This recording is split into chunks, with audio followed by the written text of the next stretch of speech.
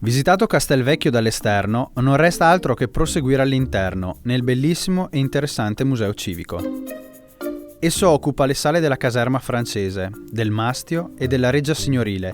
ed ospita una grande raccolta di capolavori dell'arte italiana e veronese, provenienti per lo più dalle chiese soppresse dai decreti napoleonici o da collezioni private.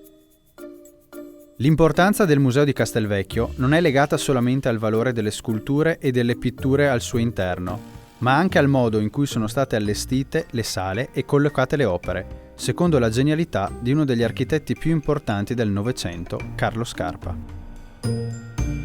Così, al piano terra della caserma francese, nelle prime 5 sale, si trovano opere della scultura veronese di età medievale, le statue, quasi a grandezza naturale, di Santa Cecilia, patrona dei musicisti, e di Santa Caterina, patrona d'Italia, e la drammatica crocifissione con Madonna e San Giovanni.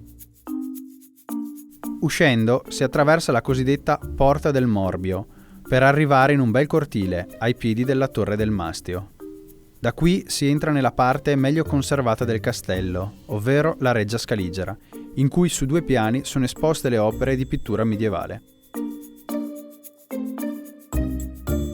In questa ala del castello, già preziosa per le decorazioni scaligere del muro, sono custodite le opere più famose del museo, i 2 capolavori dell'arte gotica, la Madonna del Roseto di Stefano da Verona e la Madonna della Quaglia di un ancor giovane Pisanello, dipinta nel 1420 ed emblema di una nuova ricerca volumetrica e naturalistica non presente nelle precedenti esperienze pittoriche dell'epoca. La grande minuzia dei particolari, il tema dell'umiltà rappresentato da Maria e simboleggiato dalla quaglia in primo piano, fanno di questo quadro un'assoluta meraviglia.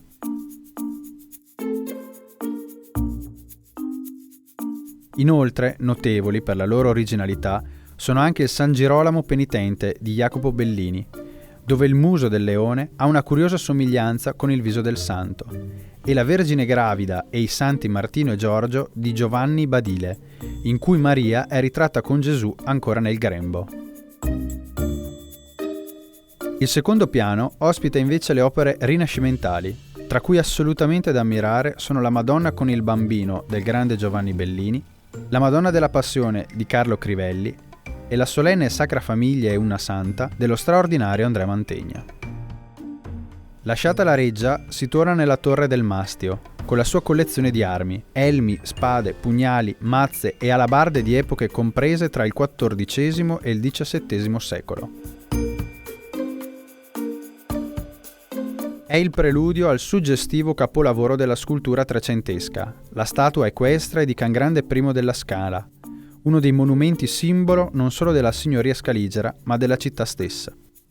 Volutamente sospesa nel vuoto, essa diventa il fulcro dell'intero percorso museale,